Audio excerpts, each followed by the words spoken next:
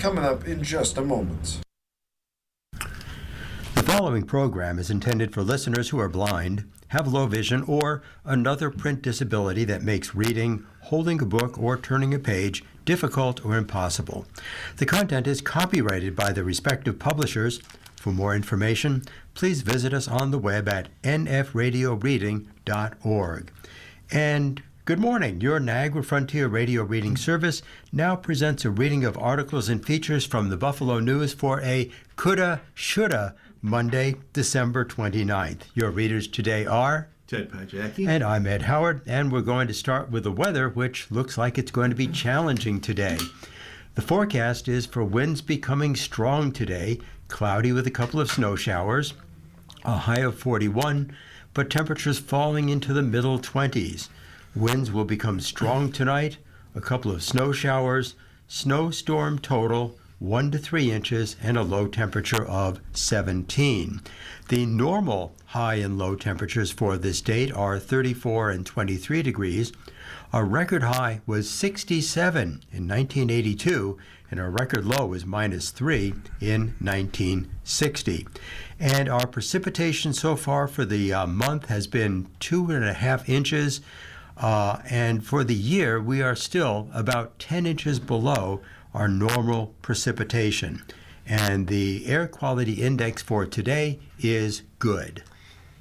On today's front page, we have an article about the end of the penny.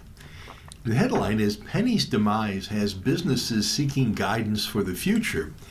And underneath that, there's a picture of a big poster in a store, and it says, "Important notice.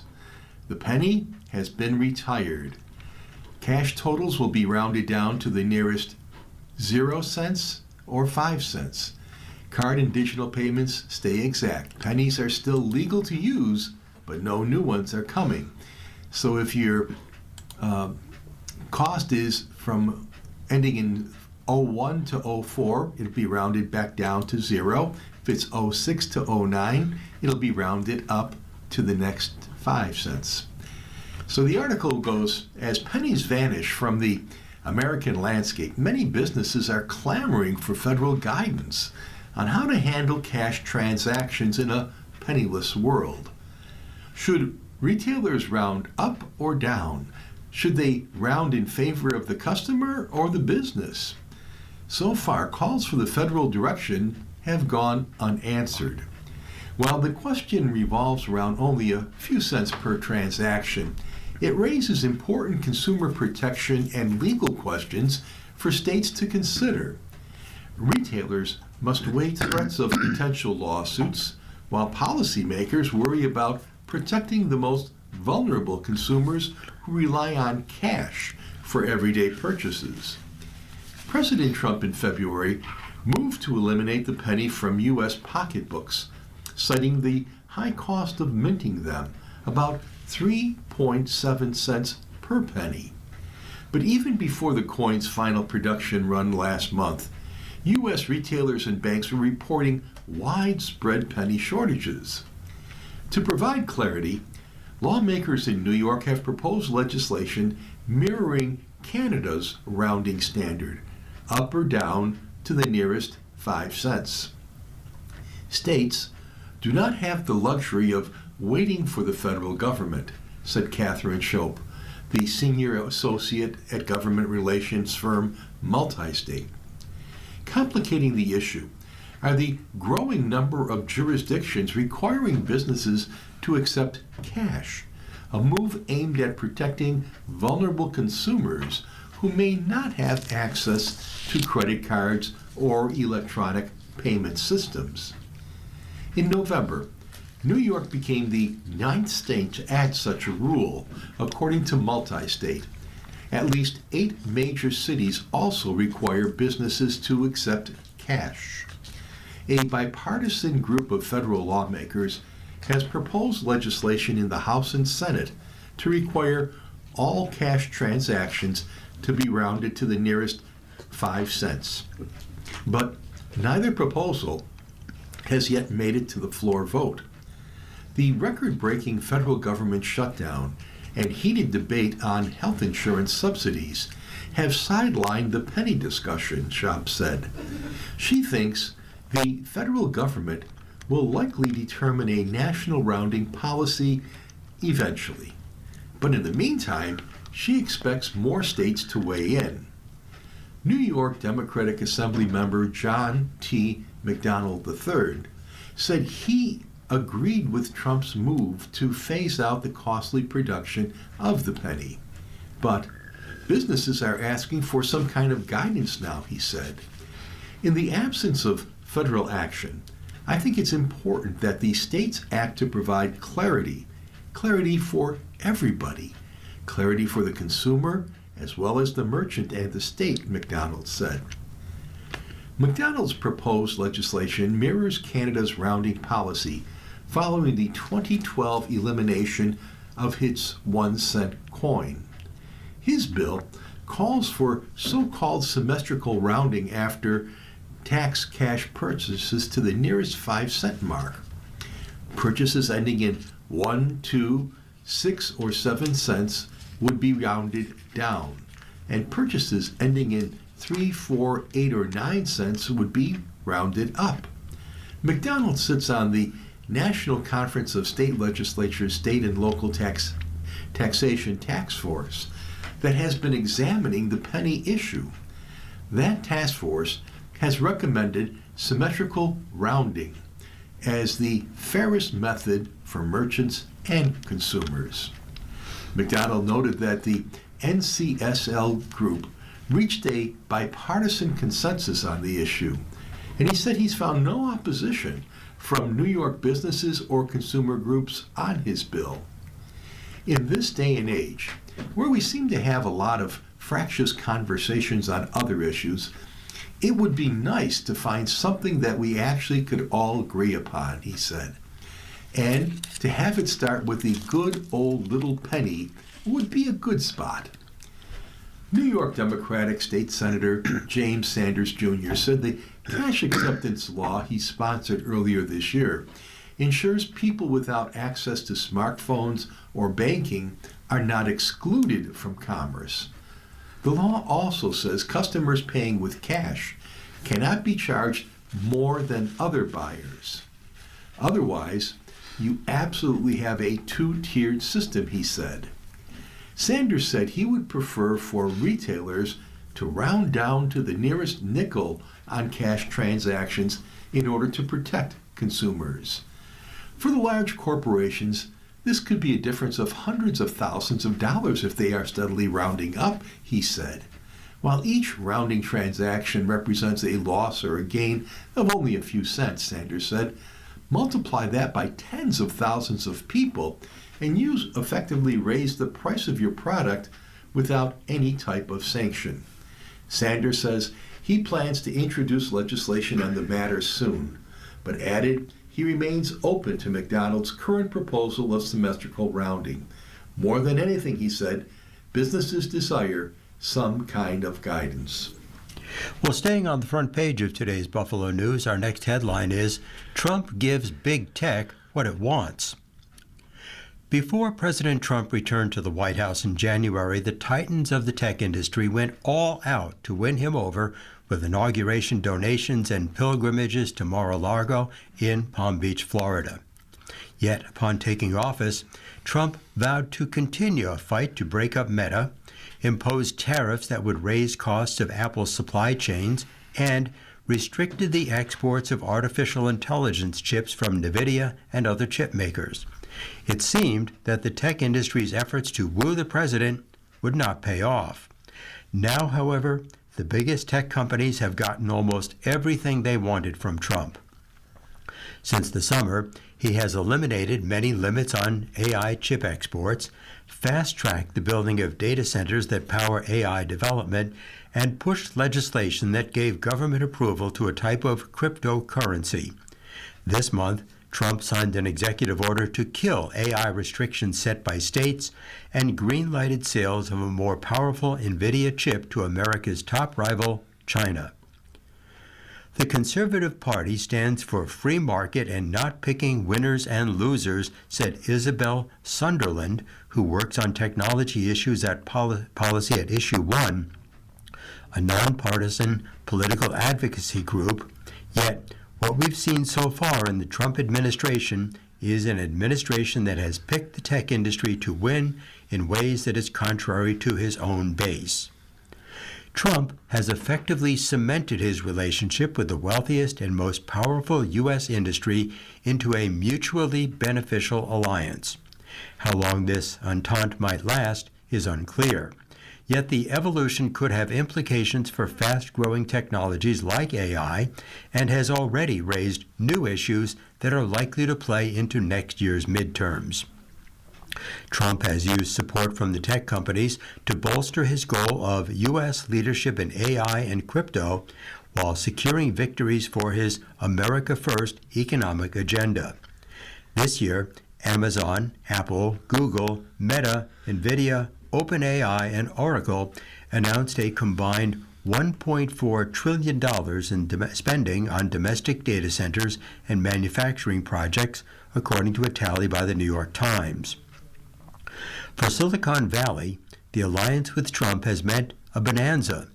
Freed from potential regulation and aided by industry-friendly policies, Alphabet, Amazon, Apple, Meta, Microsoft, NVIDIA, and Tesla have seen their shares soar.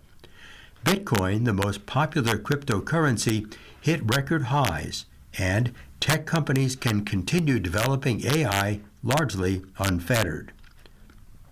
But the relationship has also driven a wedge through the right, dividing Republican lawmakers and drawing criticism from conservative think tanks and populist figures like Steve Bannon, a former Trump advisor. Big tech is not a natural ally to our coalition, said Wes Hodges, the head of tech policy at the right-leaning Heritage Foundation. Our work is to keep the memory of big tech and their unique concentration of power that is a threat against conservatives. Liz Huston, a White House spokesperson, said Trump's relationship with the tech industries would help America prosper. President Trump is leveraging his close relationships with private sector titans to cement American technological dominance for the rest of the 21st century, she said. The tech industry's spoils this year have followed a dogged lobbying campaign by the companies. When Elon Musk, the head of Tesla and SpaceX, left his advisory position in the Trump administration in May, other tech companies saw an opening. David Sachs, a venture capitalist who is the White House's AI and crypto czar, said other Silicon Valley insiders helped open the door for executives like NVIDIA's Jensen Huang to directly lobby the president. Other tech companies unabashedly threw themselves behind Trump's projects, with Amazon, Meta, Google, Palantir, and Coinbase donating to the effort to replace the White House's East Wing ballroom. We're seeing an industry that knows how to work with the president, said Jessica Gonzalez, a co-CEO of Free Press, a consumer and media advocacy group. The flourishing relationship was evident in September at a White House dinner for tech leaders. Seated with Meta's Mark Zuckerberg and Microsoft co-founder Bill Gates, Trump declared that the executives were, quote, leading a revolution in business, and called them the most brilliant people. In response, Sam Altman, OpenAI's CEO, praised Trump for being a pro-business president. Sundar Pichai, Google's CEO, commended Trump for his leadership on AI, and Tim Cook, Apple CEO, thanked the president for setting the tone for domestic manufacturing. As Trump grew closer to the tech industry, some Republicans became concerned about what the relationship would mean for issues such as AI safety for children, AI's effect on jobs, and the proliferation of energy-gobbling data centers powering AI. In July, Republicans overwhelmingly voted against a provision in the congressional spending package that would have blocked states from imposing regulations on AI. The provision had been proposed by Senator Ted Cruz, Republican of Texas, and backed by Sachs, who helped revive the idea through an executive order that Trump signed this month. In November, a poll of American voters by the Institute for Family Studies, a right-leaning think tank, 57%, including 43% of those who identified as Trump voters, said they opposed federal efforts to block state laws on AI. In many places around the country, Trump's policies encouraging construction of data centers have also become contentious. Meta, Amazon, Microsoft, and others had been on a building spree of large computing facilities which consume energy and water and have been blamed for driving up people's utility bills. You are listening to a reading of today's Buffalo News on your Niagara Frontier Radio Reading Service. The time is 15 minutes after the hour, and now we turn to the opinion pages of the news, and we start with the Buffalo News Staff editorial, and the headline is Prognosis Hopeful, and it's about the mental health system that has deep flaws, but work is being done to repair them. There's an axiom that goes like this: you can't manage what you don't measure. It applies to many fields of endeavor, from government to business. It's particularly important in mental health outcomes, which is why the report by the Crisis to Care Collaborative is so informative, useful, and actionable. The report's lead author, Mike Hogan, former commissioner of the State Office of Mental Health, credited Crisis to Care Collaborative and its major supporter, the Patrick P. Lee Foundation, for not just undertaking this project, but for bringing so many different agencies and committing to systemic changes. Some 30 government agencies and nonprofits were active participants in the report, with 10 of them contributing data. Elected officials in Erie County and Buffalo and Erie County Medical Center administrators also took part. The result? The key shortcoming of mental health care in Erie County is fragmentation, involving city, county, and state agencies in addition to nonprofits. As the News' John Harris reported, the weaknesses the collaborative outline run deep, rooted in the way things have been done for decades. For example, Crisis Services, which began operations in 1968, has a long-operated hotline to serve those experiencing a mental health crisis. In addition, it is the call center handling 988 calls that originate in Erie County. The work being done is invaluable. However, the report found that more than 21,500 of the calls made in 2024, which is nearly 28%, went unanswered. It must be noted that many of these could have been callers who hung up in seconds and perhaps reached out later. The report also found too few mobile crisis teams, although more resources are expected. Through the work of the Crisis to Care Collaborative, the Patrick P. Foundation plans to provide support that will enable crisis services to just about double its number of mobile crisis teams over the next 3 years. Another issue is high volume at Erie County Medical Center, which operates one of the state's busiest comprehensive psychiatric emergency programs. ECMC anticipates that the opening in late January of Best Self Behavioral Health's Best Response Intensive Crisis Center at 430 Niagara Street will ease this situation.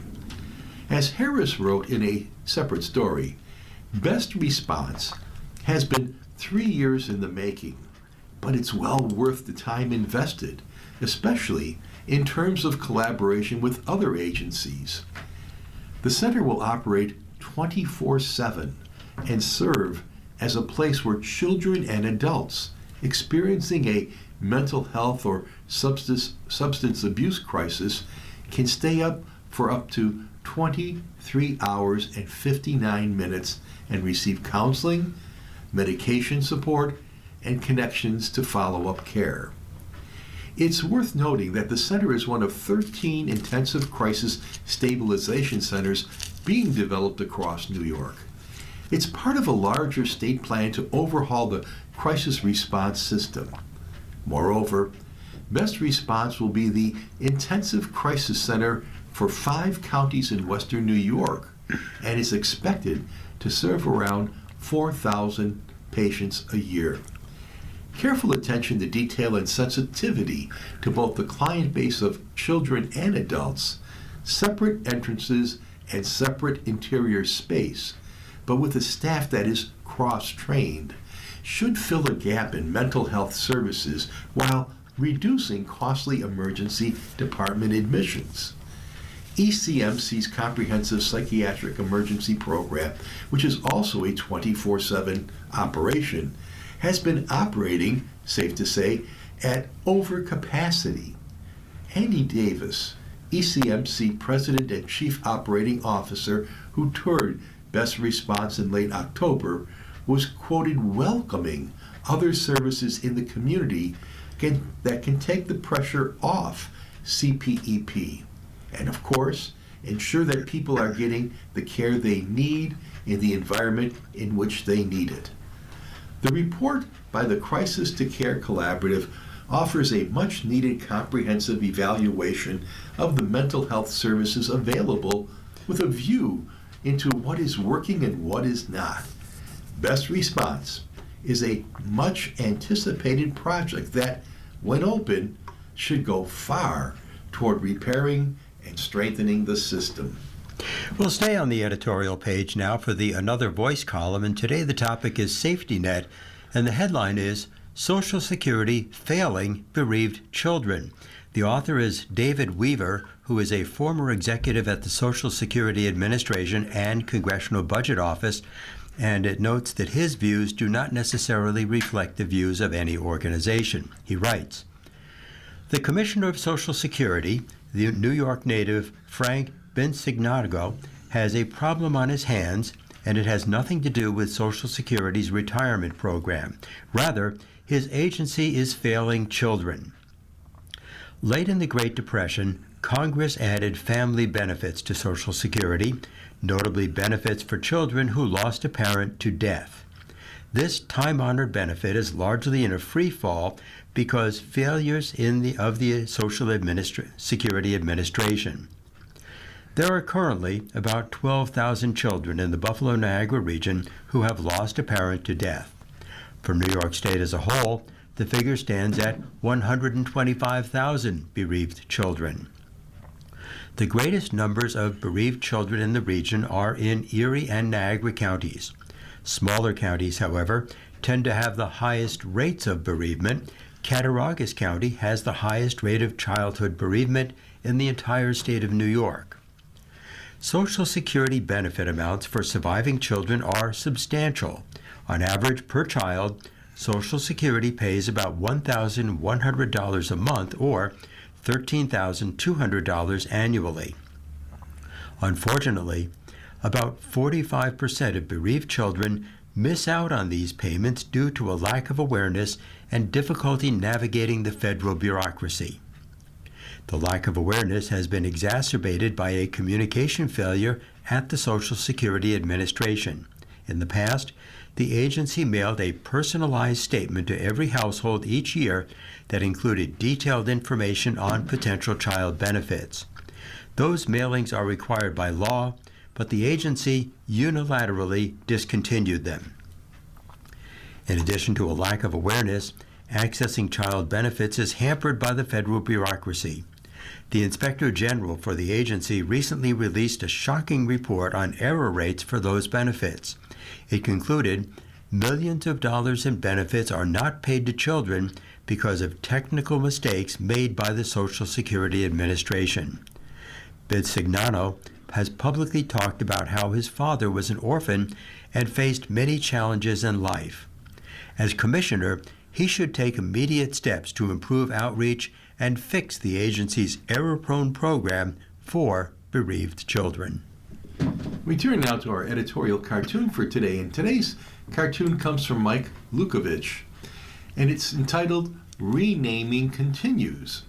And it's got 4 sections. The first section shows what used to be called the Gulf of Mexico, now called the Gulf of America. The next section has an image of the Pentagon that used to be called Department of Defense, but now is called the Department of War.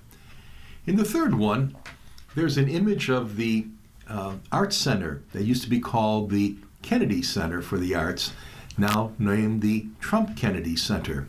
And the final one has an image of President Trump, and he's looking into a mirror that he's holding in his left hand, and in his right hand he has a Sharpie, and he's writing backwards on his forehead so that it looks the right way in the mirror, Putin Poodle. So that's your cartoon for today. Well, next we'll turn the page to the political columns, and the first one up is headlined, "Immigrants are a vital part of the country's health workforce." And the author is Badassa Tadisi, who writes for the Los Angeles Times. And he says, "As Americans gather for holiday celebrations, many will quietly give thanks for the healthcare workers who keep their families and friends well. The ICU nurse who stabilizes a grandparent, the doctor who adjusts a tricky prescription, the home health aide who ensures an aging relative can bathe and eat safely." Will most of us notice how many of these professionals are foreign-born? Will we recognize how immigration policies shaped in Washington today could determine whether our families can get care when we need it in the future? As an economist who studies how immigration influences economies, including healthcare systems, I see a consistent picture. Immigrants are a vital part of the healthcare workforce, especially in roles facing staff shortages. Yet, current immigration policies such as increased visa fees, stricter eligibility requirements, and enforcement actions that affect legally present workers living with undocumented family members, in addition to the detention of legal residents and U.S. citizens, risk eroding this critical workforce, threatening timely care for millions of Americans. The timing couldn't be worse. America's healthcare system is entering an unprecedented period of strain. An aging population coupled with rising rates of chronic conditions is driving demand for care to new heights. The workforce isn't growing fast enough to meet those needs.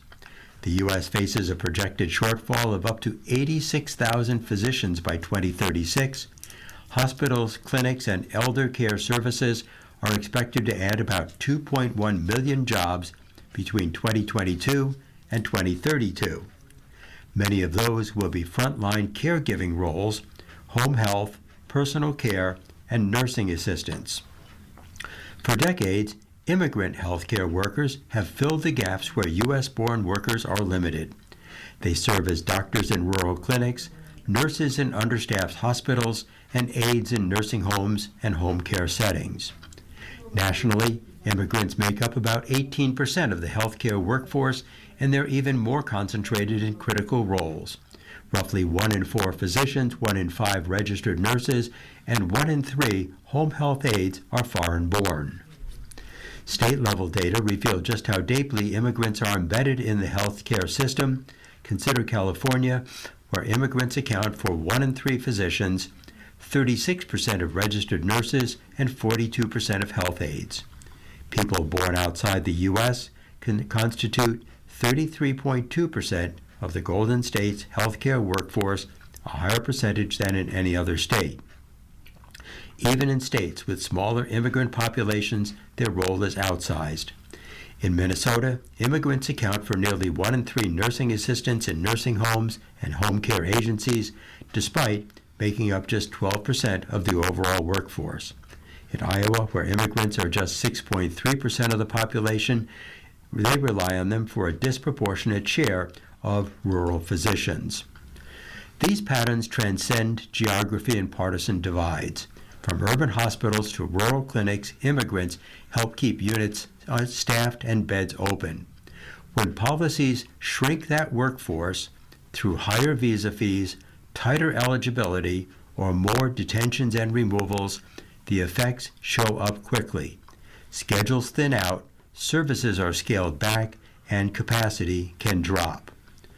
Most Americans won't read a visa bulletin or labor market forecast, but they will notice when it becomes harder to get care for a child, a partner, or an aging parent. Aligning immigration policy with the needs of the healthcare system would not by itself fix every problem in the U.S. healthcare, but tightening the supply of workers in the face of rising demand and known shortages almost guarantees more disruption.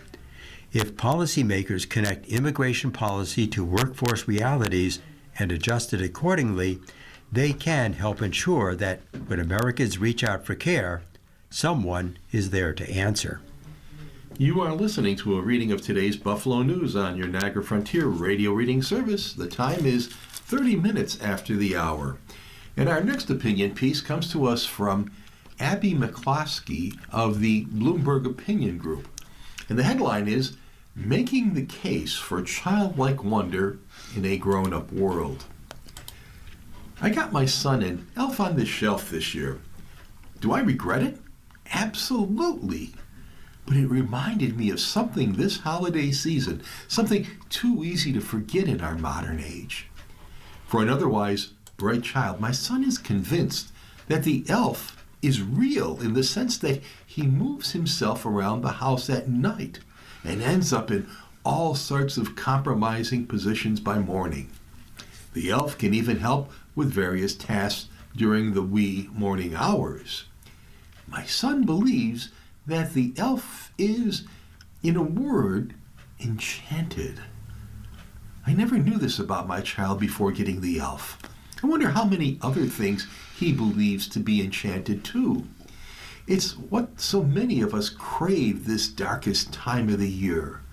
The presents, the twinkle lights, the feasts, the songs, long evenings around fireplaces with loved ones. The hope is that it will all add up to more than the sum of the parts. And maybe if the parts are big enough, we might well summon the Christmas spirit. Not so long ago, humans believed that everything was enchanted, not in a temporary seasonal way, but in a whole earth is filled with it way. The story of a guiding star, a host of angels, and a virgin birth? That fit right in. Everyday magic was the way the world was until the latest 1% of history, depending on how you measure it. Things seemingly stopped becoming enchanted sometime around the Enlightenment, according to scholar Charles Taylor. That's when we moved into our Western modern and materialist age, and when only the things that could be measured, bought, and logically understood were of value. No more rain dances or praying to gods for battles or superstitious nonsense, save hotels lacking the 13th floor or a few people in the woods of Wisconsin. Our whole lives, and those of our parents and their parents and the ones before them, have been lived in this secular period. It has been correlated with swells of human progress and flourishing, science and technology, medicine and political freedom. But we seem to have lost some of the magic along the way, or maybe got too distracted to notice it. I can't even say that most of us miss the magic. That's how far removed we are from it. But maybe, just maybe, we are closer to such enchantment than it feels. I'm not talking about an altar call or eschewing all Western comforts.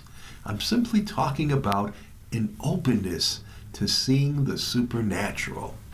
After all, nearly 92% of us believe that people have a soul or a spirit, and that there's something beyond this world according to the Pew Research Center. A belief perhaps more easily admitted to a pollster than a colleague. I'm suspicious about why it's so off limits these days, unless it's purchased at Target and brought home in a box. Look closer and begin to peel back the paper. That's what New York Times' Ross Douthat does in one of my favorite books of the year, Believe. He writes about reports of miracles in Africa where the lame can walk and the deaf can hear, or people on death's door having similar visions of life beyond, or reports of America of UFOs attributed to angels and spiritual life.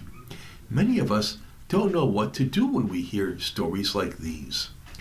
Or ponder the possibility, as Paul Kingsnorth writes in another of my favorite books of 2025, Against the Machine, that artificial intelligence is something that's summoned forth, a consciousness that even many of its creators admit they do not understand or control, with its own ambition.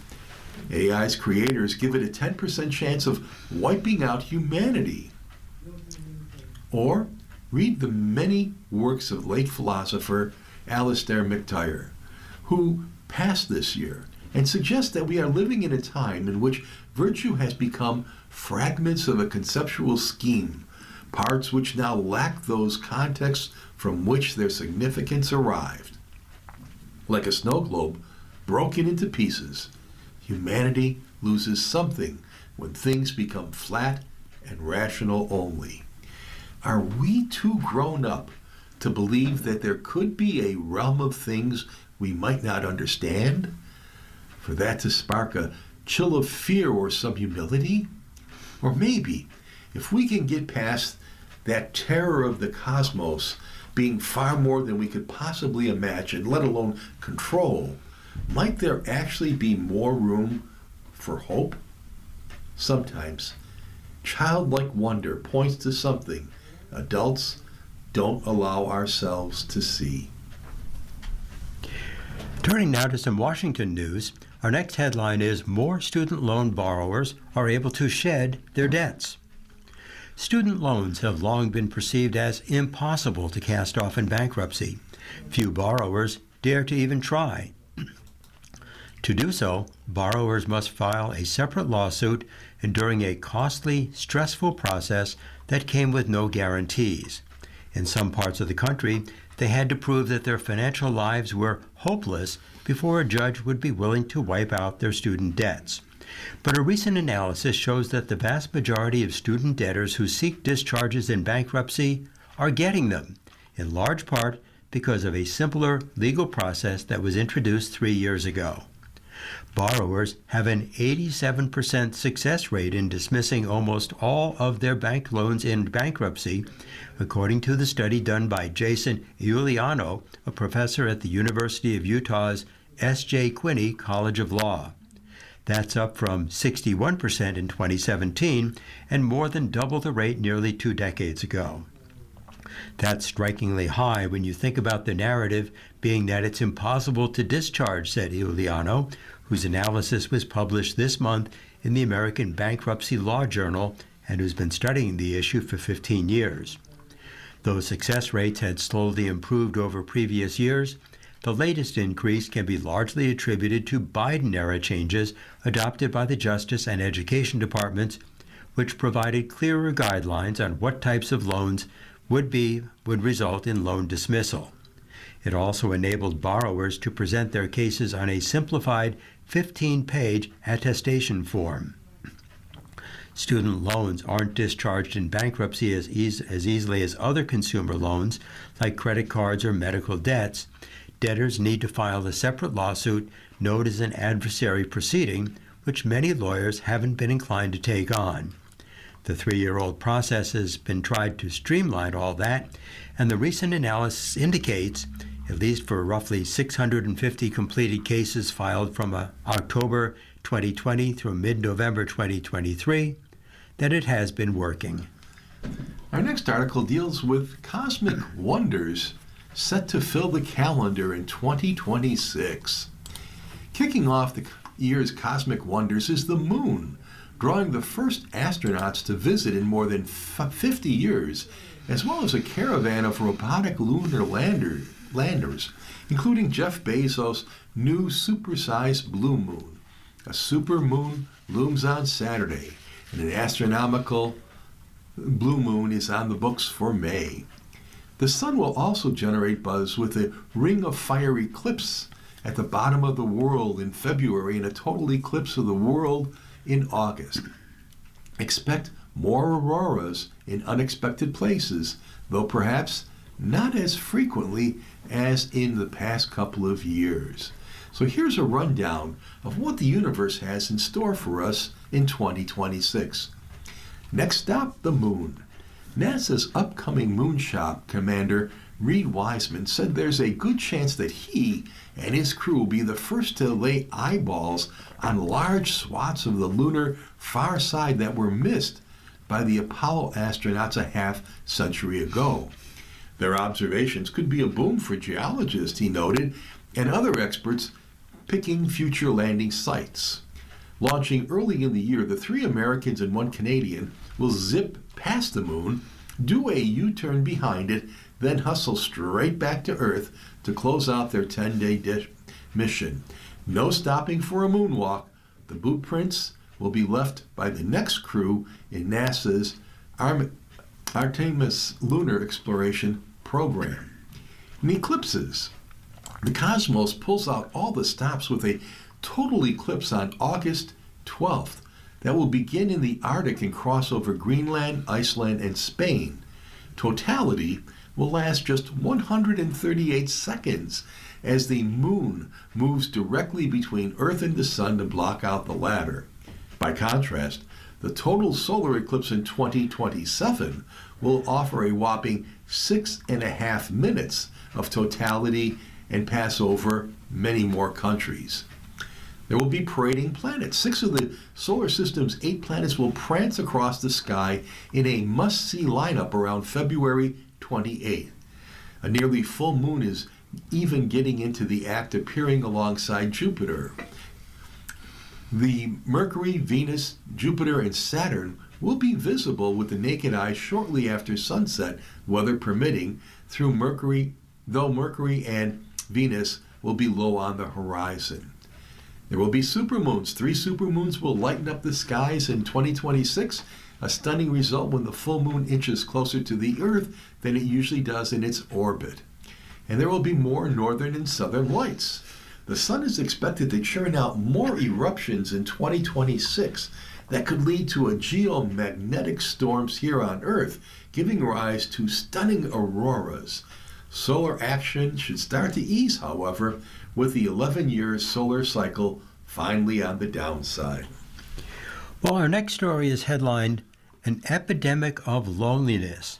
As polls show isolation growing, initiatives aim to build up community. Americans are less likely to join civic groups, unions, and churches than in recent generations. They have fewer friends, are less trusting of one another, and less likely to hang out in a bar or coffee shop, recent polling indicates, so it's not surprising that many feel lonely or isolated.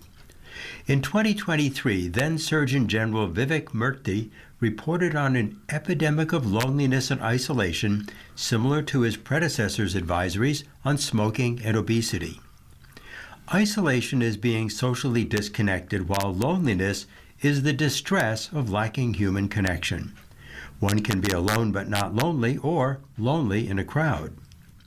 Overall, isolation and loneliness are risk factors for several major health conditions, including cardiovascular disease, dementia, depression, and premature mortality, the report said. The COVID-19 pandemic exacerbated social isolation. There was some rebound, but not back to where it was before. Scholars and activists cited various potential causes and effects of disconnection. They range from worsening political polarization to destructive economic forces and rat race schedules to pervasive social media. Murthy said for many users, social media became an endless scroll of performance, provocation, and unattainably perfect body types. What began perhaps as an effort to build community has rapidly transformed into something that I worry is actually now actively contributing to loneliness, he said. Harvard's Robert Putnam described the decline in civic engagement in a widely cited 2000 book, Bowling Alone. Its name referred to the way the decline affected bowling leagues, where people used to spend time together, making friends, finding romantic partners, and helping one another in times of need. Memberships in many organizations, including service, veterans, scouting, fraternal, religious, parental, and civic, continued their long decline into the 21st century, according to a follow-up analysis in The Upswing, a 2020 book by Putnam and Shaylin Romney Garrett. While some organizations grew in recent years, the authors argue that member participation often tends to be looser, making a contribution, getting a newsletter, than the more intensive groups of the past that had regular meetings and activities. Some forms of social bonds earn their mistrust. Organizations, families, and religious groups can be harsh on their dissenters, yet disconnection has its own costs. There has been such a drive for personal autonomy, but I think we've moved so far past wanting not to have any limits on what we can do, what we can believe, that we've become allergic to institutions, said Daniel Cox, director of the Survey on American Life and Public Opinion at the American Enterprise Institute. I'm hoping that we're beginning to recognize that unbounded personal autonomy does not make us happier and creates a wealth of social problems, said Cox, co-author of the 2024 report Disconnected: The Growing Class Divide in American Civic Life. In looking at the year in review, the headline is Past Their Prime. The trends that dominated 2025 should probably stay in 2025. With Labubus hanging from our bags, Dubai chocolate in our bellies, and 6-7 ringing in our ears, it's almost time to bid farewell to a few things that went hard in 2025. Scram! Don't follow us into the new year. You've had your 15 minutes. We're over you. First of all, let's deep six the 6-7 gripes. The young have made up slang for centuries. For Gen Alpha and their juniors, it's skibbity and riz and yes, 6-7. The numbers come in a juggling-esque palms up hands gesture and serve to annoy lots of teachers and parents. It's the frequency, group pile-on, and decibel level that really gets them. So what does it actually mean? Nothing, but it serves its purpose, to be random and to confuse the unfamiliar. It also did well as clickbait for dictionary.com, which made the two numbers its word of the year. Mission accomplished. 6-7. Farewell. Say bye-bye to Labubu. The plush charm toy collectible known as Labubu has been around for a decade, but it's only been in the past year that it's reached the craze level in the U.S.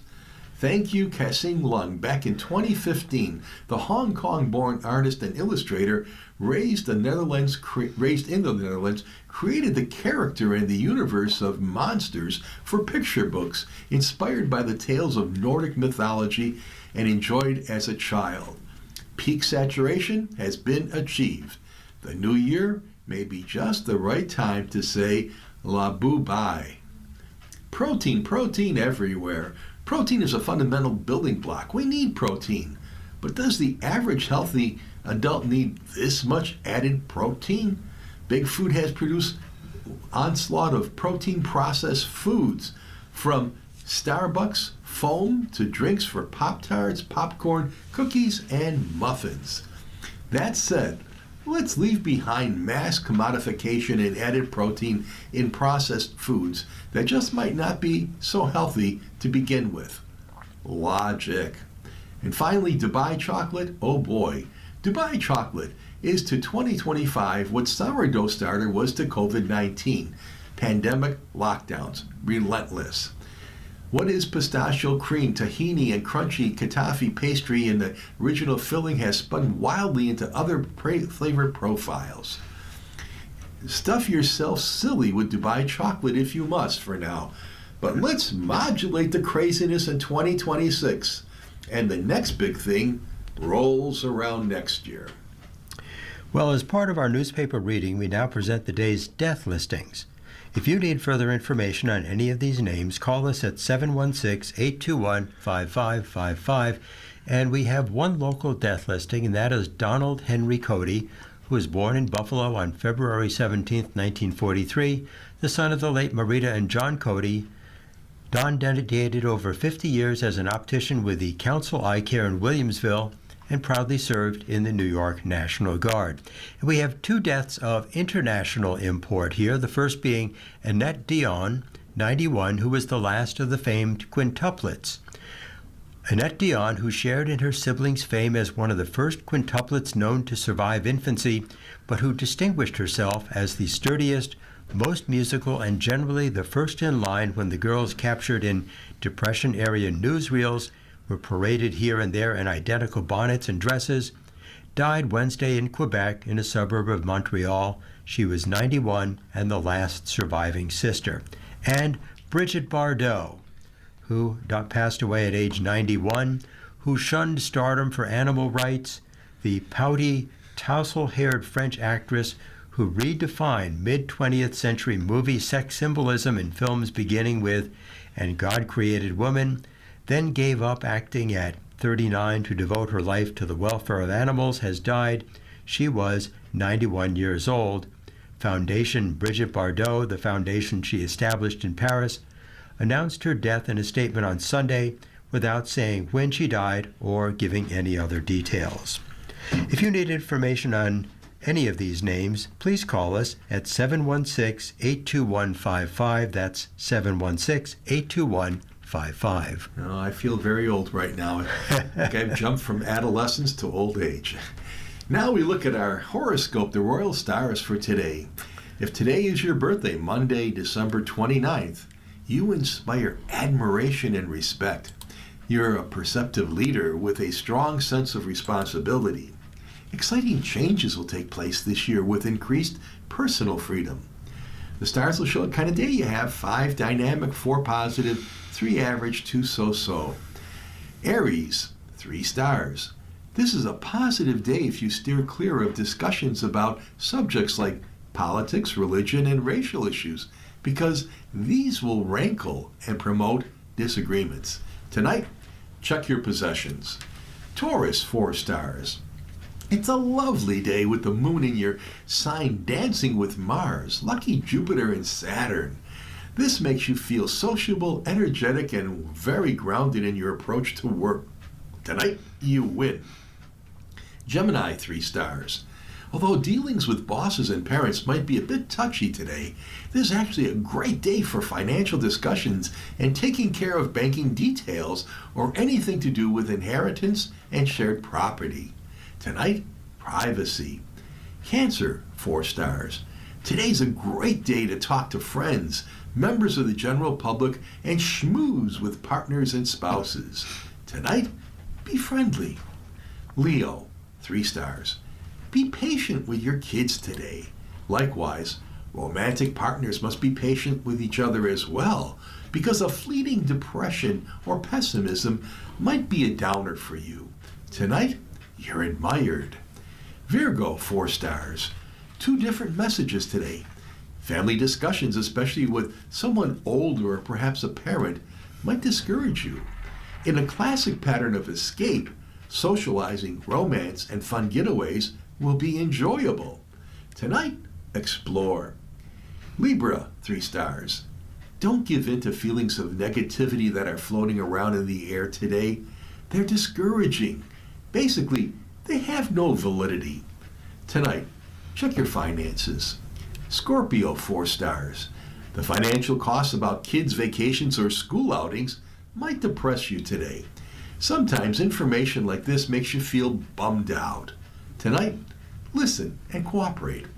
Sagittarius, 4 stars. Don't spend time arguing with parents or older family members. Instead, focus on ways to boost your income or go shopping. Tonight, get organized. Capricorn, 4 stars.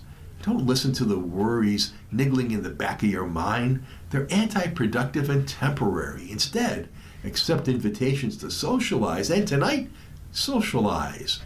Aquarius, 3 stars. Friendships are important to you, which is why you might feel upset with a friend or a member of a group today if something is off. Tonight, relax at home. And finally, Pisces, 4 stars. Although discussions with parents and bosses might disappoint you, relations with friends, groups, and organizations are pleasant and rewarding. And tonight, lively discussions. Well, now we'll check back for this date in history. And on this date, in 1170, Thomas Becket, the Archbishop of Canterbury, was killed in Canterbury Cathedral by knights loyal to King Henry II. In 1890, the Wounded Knee Massacre took place in South Dakota, as more than 250 Lakota people were killed by U.S. troops sent to disarm them. In 1940, during World War II, the German Luftwaffe dropped bombs on London, setting off what came to be known as the Second Great Fire of London. In 1978, during the Gator Bowl, Ohio State football coach Woody Hayes punched Clemson player Charlie Bauman. In 1989, dissident and playwright Václav Havel assumed the presidency of Czechoslovakia. In 1993, he would become the first president of the newly independent Czech Republic. In 2021, British socialite Ghislaine Maxwell was convicted in New York of helping to lure teenage girls to be sexually abused by the late Jeffrey Epstein. The verdict capped a month-long trial featuring accounts of the sexual exploitation of girls as young as 14. Maxwell would be sentenced to 20 years in prison.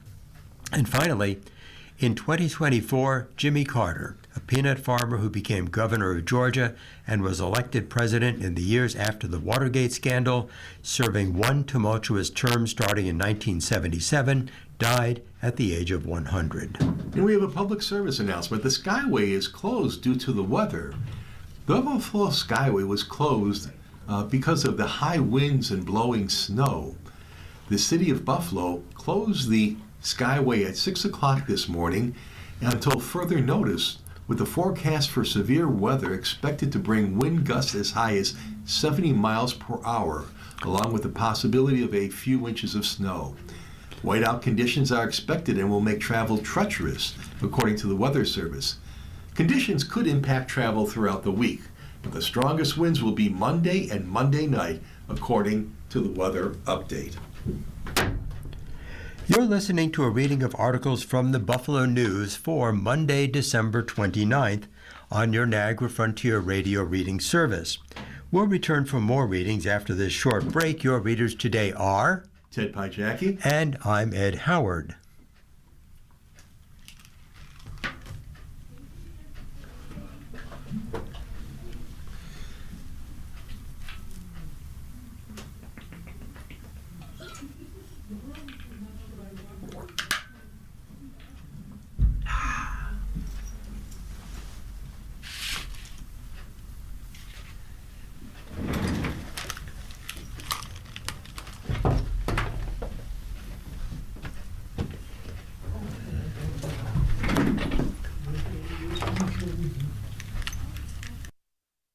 Hello, this is Marian Heatherly, Community Engagement Coordinator for your Niagara Frontier Radio Reading Service, and I'd like to talk to you as another year comes to a close.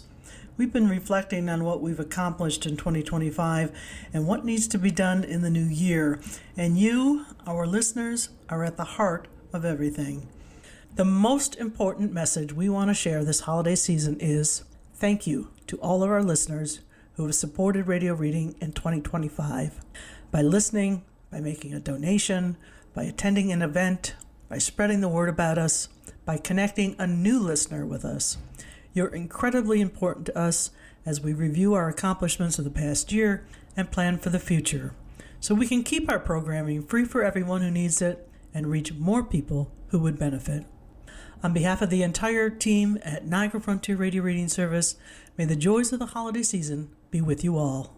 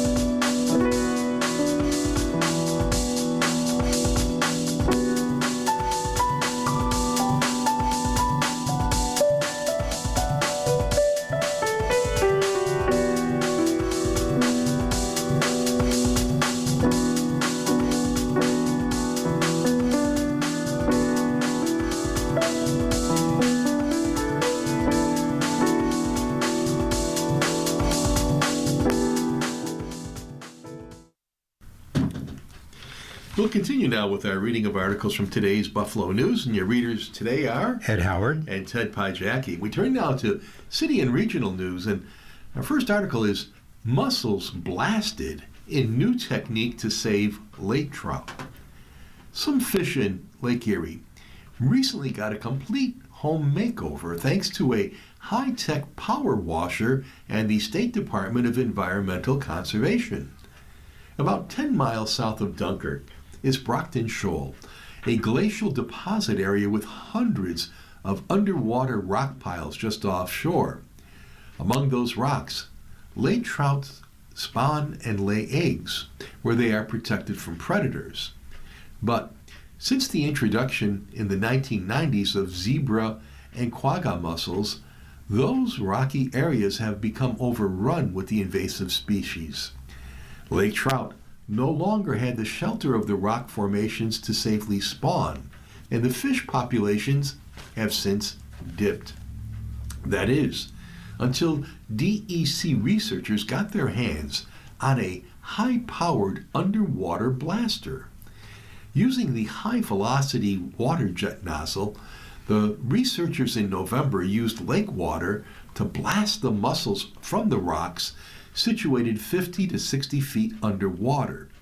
The DEC was aided in the work by scientists from the Seaway Marine Group, the Nature Conservancy, and U.S. Fish and Wildlife Service.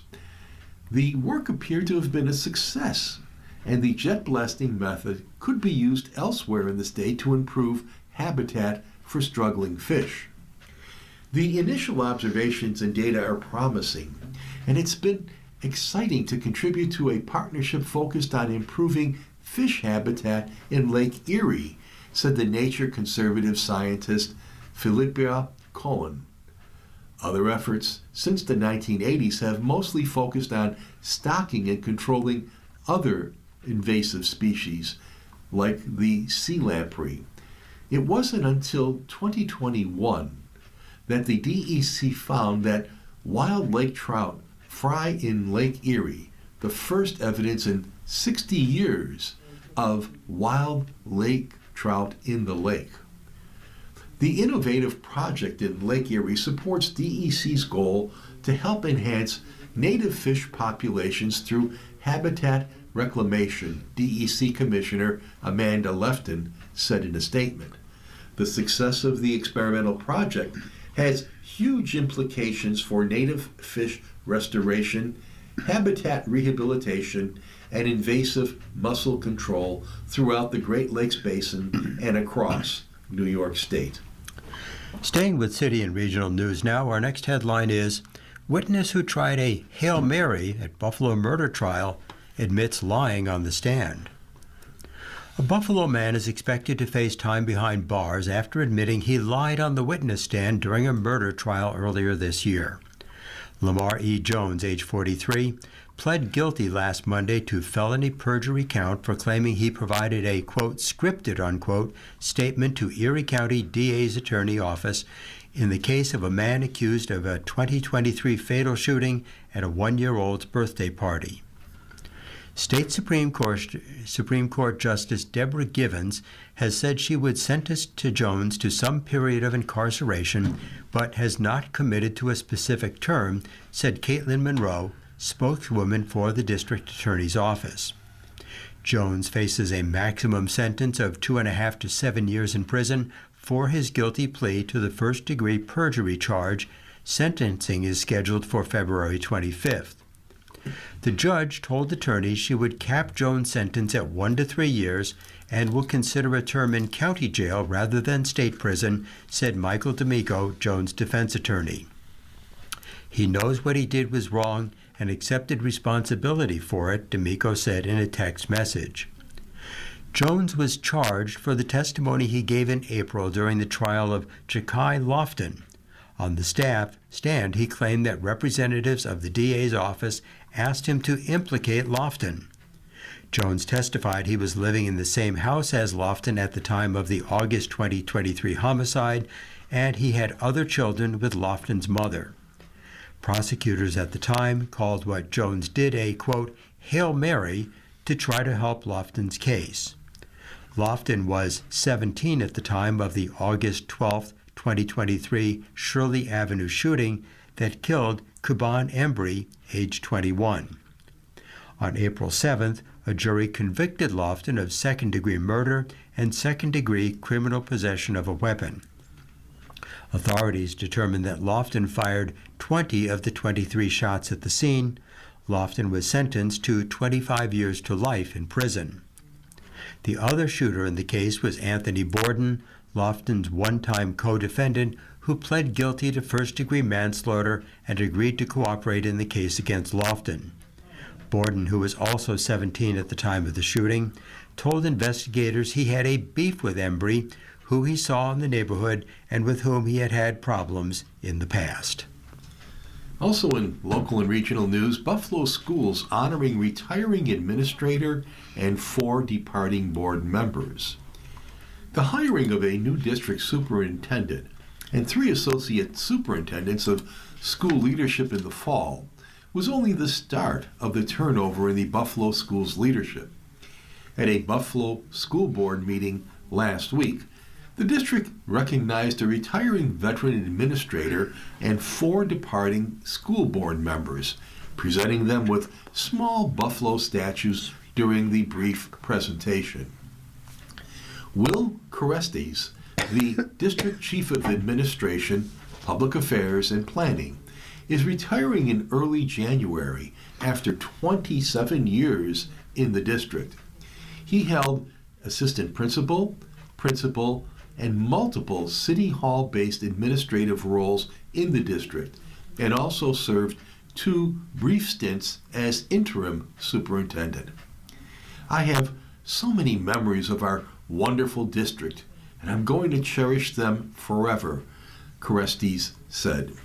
Sharon Belton Coltman of the Ferry District, Paulette Woods of the Central District, Jennifer McCosey of the West District, and Terry Schuta of the Park District will leave the school board at the end of this month.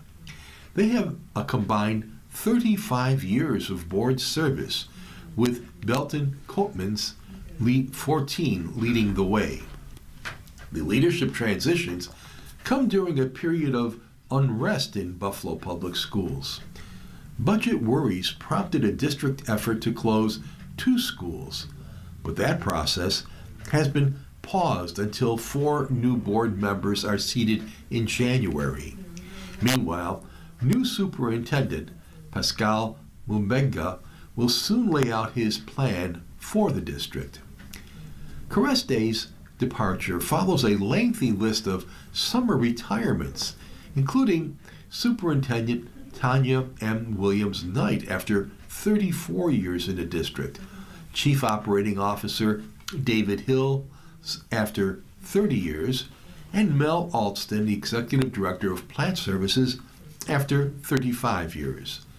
Associate Superintendents of School Leadership Darlene Jesenowski, Charlene Watson, and Rafael Perez also retired during the last school year. Among Corestes' recent plaudits are a partnership with Say Yes Buffalo for a 3-year-old preschool classroom, a tandem effort with the University of Buffalo Graduate School of Education to reboot Research Labs High School, and the ongoing attempt to move Leonardo da Vinci High School to SUNY Buff State's Buckham Hall. To Corestes' apparent surprise, the board passed a resolution to name the main office corridor at Da Vinci after him. Corestes was handed a plaque that will hang in the corridor and received a hug from his wife Deborah, who was in attendance. Corestes made a quick impression on Mumbenga, the superintendent said. "You serve us really well," Mumbenga said. "During the 4 or 5 months I've been here, you are a professional all the time, and there's a lot of respect. So we are going to miss Dr. K, and it's really hard to replace Dr. K." Mumbenga said earlier this fall that he intended to fill Careste's position, but is not presently listed among the district's jobs opening page. An associate superintendent of school leadership position is available. However, after Texas-based Shauna Perry Tabb this fall rescinded her job acceptance according to board documents. Belton Cotman was a fierce advocate for Buffalo schools when lobbying in Albany and through several roles with the Conference of the Big Five School Districts. She was instrumental in 2014 in saving Lewis J. Bennett High School from closure by convincing a divided board to restart the school rather than sell the Main Street building to a charter school. Although her outspoken nature and powerful personality attracted opposition on Buffalo's board, Belton Cotman was voted board president in 5 of her 14 years. Well, Ted, our next article might have been better had it come prior to the Christmas shopping season. And the headline here is Fast Shipping Fuels Emissions. Companies' customers making small changes help mitigate the problem. It feels simple. You shop, find something you want, and click to buy. It shows up today, overnight, or tomorrow. We've gotten used to that speed, but the convenience comes with a climate cost. Multiple factors shape the environmental toll of delivery. These include the distance from a fulfillment center, whether the shipment rides in a half-empty truck, how many trips a driver makes in the same area, and the type of transportation used to move the package. When customers choose faster shipping and earlier delivery dates, the system shifts from optimized routing to whatever gets the package out the fastest, and that means higher emissions, said Sridevi Rajagopalan, a research scientist at MIT's Center for Transportation and Logistics. For example, trucks may leave the warehouses before they're full, and drivers might loop the same neighborhood multiple times a day. For the same demand, fast shipping definitely increases emissions 10 to 12%. To meet tight delivery windows, retailers may rely on air freight and the most carbon-intensive method that produces far more emissions than other options such as trains. Getting items to customers' doors from a fulfillment center, referred to as the last mile or the last kilometer of shipping, is one of the hardest stages to make less polluting, Sridevi said. Emissions rise even more when customers place multiple small orders throughout the week. If I place an order this morning and then I place an order this evening and choose fast shipping, the company might have already processed my morning order and wouldn't wait for my evening order to consolidate, she said. Given that companies want to be competitive in terms of speed, it comes at the overall cost of efficiency, Sridevi said. Vans are half full, and you make multiple rounds, multiple trips to the same location, your fuel consumption goes up, and you're not able to consolidate. Sending more half trucks out on the road means more trips overall. Imagine you're not only sending a half-full truck, you're also bringing back that truck empty. Emissions are going to go up, she said. One way companies like Amazon try to minimize that is by placing their supply chain closer to customers to reduce mileage and improve speed.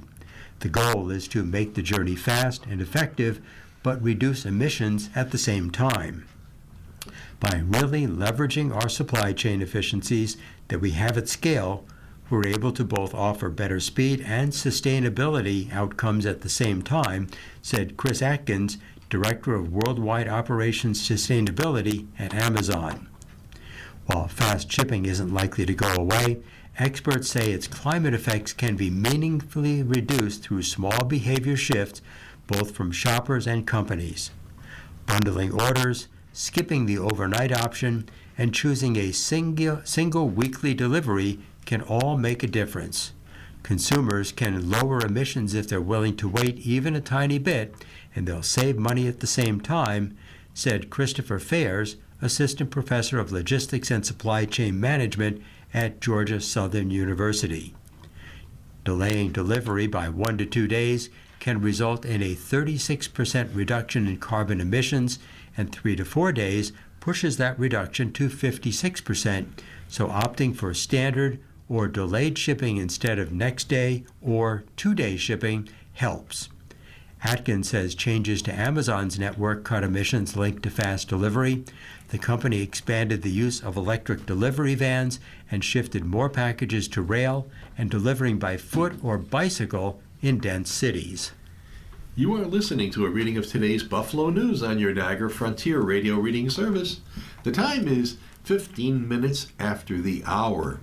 And now we turn to sports, and we want to start out with that Bills game. And the headline in this article by Lance Lisowski is, Questionable Offense is Searching for Answers. Week 17. The outline was this: fighting for the AFC East lead while facing the reigning Super Bowl champs, the Bills storm back in the final minutes, but that's it. Okay. After running himself into a 19-yard sack Sunday night, Josh Allen pounded the football into the turf at Highmark Stadium. The Philadelphia Eagles' fifth sack of the NFL's reigning MVP forced the Buffalo Bills to punt for a sixth time. Allen was furious. Fox television broadcast showed offensive coordinator Joe Brady lean back and shout in the coach's booth. The Bills were now out of field goal range, and they appeared to be out of answers in a heavyweight matchup that represented their final tune-up for the playoffs. It took far longer than they liked and featured too many mistakes, but their offense finally began to take advantage of their defense's impressive performance. It still wasn't enough. Allen scored a touchdown runs of 2 and 1 yards, but he missed a throw on a 2-point conversion with 5 seconds remaining as the Eagles held on for a 13-12 win that snapped the Bills' 4-game win streak. The loss ended their bid for the 6th consecutive AFC East title as the New England Patriots clinched the division on Sunday. Buffalo, with an 11-5 record, can finish as high as the 5th seed and as low as the 7th seed based on the results of games in Week 18. I didn't make that last play, Allen lamented. Admirably, Allen pointed the finger at himself. He did not set his feet on the failed throw to wide receiver Khalil Shakir, who was in the back left corner of the end zone. But the offense's issues on Sunday went beyond 1 or 2 bad throws.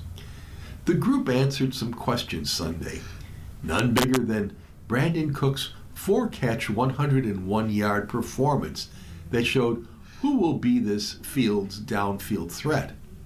But several others will linger until we see the Bills in the playoffs. None is more important to this team's short and long-term success than whether it can protect Allen against a defense as talented as the one it faced on Sunday.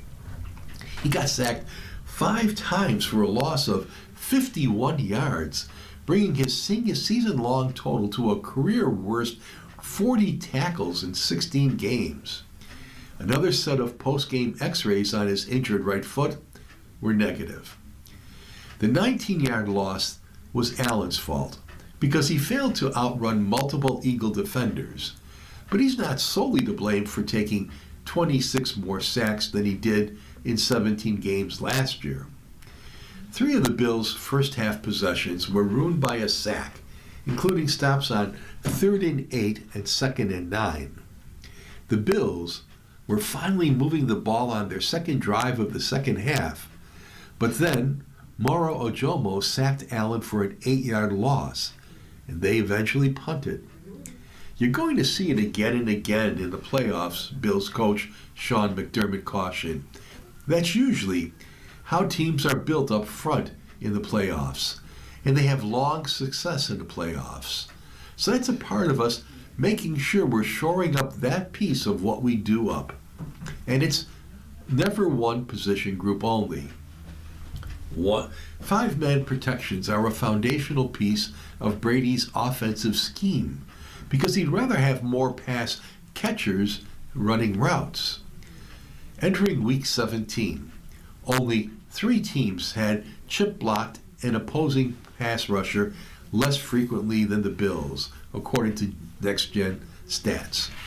Left tackle Deion Dawkins and right tackle Spencer Brown had been left in one-on-one situations in the 3rd and 6th highest rate among 75 qualifying tackles.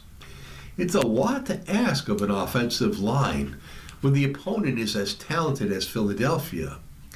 The Eagles sacked Kansas City Chiefs quarterback Patrick Mahomes 6 times and hit him 10 times in Super Bowl 59 last February. The last time the Bills faced a similar defense, they allowed 8 sacks in a 23-19 loss to the Houston Texans on November 20th. The Bills' defense aced its test against the talented offensive featuring one of the league's best running backs, Saquon Barkley. They held the Eagles to just 1 first down and 17 total yards and 0 points in the second half. But Buffalo's offense, despite its star power, did not score a point until nearly 55 minutes into the game. He was shut out until 5:11 left in the fourth quarter, when Allen ran 2 yards for a touchdown. He completed 23 of 35 passes for 262 yards, but his fumble in the first quarter led to the Eagles' only scoring drive. That was awesome to see them do their job, Brown said of the Bills' defense. But yeah, it just feels like when your team's down, especially when they're playing their lights out, special teams are doing their job and you go out there as an offensive unit and throw it away. The Bills entered Sunday ranked 3rd in points and yards per game. They scored at least 30 points 8 times, and James Cook came into this week as the NFL's leading rusher. As a whole, however, the offense has not reached its potential. It had too many lulls and too many turnovers. Over a 4-quarter span from the second half in Cleveland through the first half Sunday, the Bills totaled 183 yards and 10 first downs and went 1 for 10 on 3rd down. It got ugly on Sunday after Cooks caught a 50-yard play-action pass on 2nd and 16 to get the ball to the Philadelphia 30-yard line, with the score still 0-0 in the first quarter. 2 plays later, Allen rolled to his right and lost his grip on the football while attempting to throw a pass during a scramble drill. It bounced nearly 30 yards behind him, and the Eagles recovered the fumble. They capitalized with Jalen Hurts' 1-yard touchdown pass to Dallas Goedert, capping a 7-play, 45-yard drive to take a 7-0 lead. In the first half, Buffalo punted 3 times and went 1 for 4 on 3rd down while totaling 121 yards. Since Allen became the Bills' full-time starter in 2019, the Bills have been shut out just twice in the first half at home. December 29th, 2019 against the Jets, and October 15th, 2023 against the Giants. Well, Jay Skursky's column is headlined Complimentary Football Missing and Magic 2. We're now through 17 weeks of the regular NFL season, and still few firm conclusions exist about the Buffalo Bills. One thing is certain, though, after Sunday's 13-12 loss to the Philadelphia Eagles, a performance like that in the postseason will likely equal a very short stay. The Bills continually stress complimentary football, but they got almost none of it against the Eagles. The defense played its collective butt off. The only touchdown it allowed came on a short field after the offense turned over the ball. The Eagles managed just 1 first down, and 16 yards of offense in the entire second half. The Bills' offense and special teams, however, were nowhere to be found for far too long on a rain-soaked evening. The loss dropped the Bills to 11-5 overall and into the 7th and final seed in the AFC playoff picture. Their run of 5 straight AFC East titles is over. New England's big win over the Jets on Sunday, coupled with the Bills' loss, gave the division to the Patriots. That guarantees the Bills will start the postseason on the road, and they will almost certainly stay there for the playoffs, however long their run ends up being. Depending on the results in Week 18, the Bills could open the playoffs at New England, Jacksonville, Denver, or Houston. Among the teams that have clinched a playoff spot, they could also go to Pittsburgh or Baltimore, who will meet in Week 18 for the AFC North title in the unlikely event that they climb back up to the number 5 seed. The only playoff team the Bills can't visit in the first round is the Los Angeles Chargers. If Sunday ends up as the penultimate game at current Highmark Stadium before the Bills move across the street, it will be a maddening defeat. Time and again, their defense got the ball back for the offense, forcing 4 straight 3-and-outs. For the final time, the Bills' offense took over with 3:21 remaining in the fourth quarter. Allen's 1-yard rushing touchdown pulled the Bills within a point with 5 seconds left.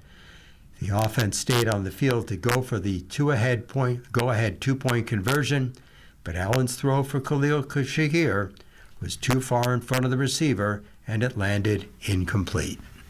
Well, while the Bills have a dark night in front of them, the Buffalo Sabres are shining bright. And the headline across the entire sports pages says, "Looking great," as they have an 8-game streak going on.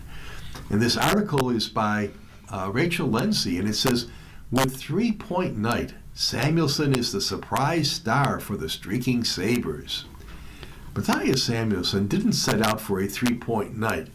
He didn't even make a plan to become the next Rasmus Dahlin, as the Buffalo Sabres captain was out of the lineup Saturday, was still with his family back in Sweden. Samuelsson didn't complicate things either. He focused on what he has prioritized this season, playing a 200-foot game, creating plays out of the defensive end, and moving into the rush. And he maximized those. Samuelsson scored a goal and had 2 assists in a 4-1 win against the Boston Bruins on Saturday at the KeyBank Center. Samuelsson's 3-point night, his first of the season, helped the Sabres extend their winning streak to 8 games, the franchise's longest since November 8th through the 27th of 2018, when the Sabres won 10 in a row.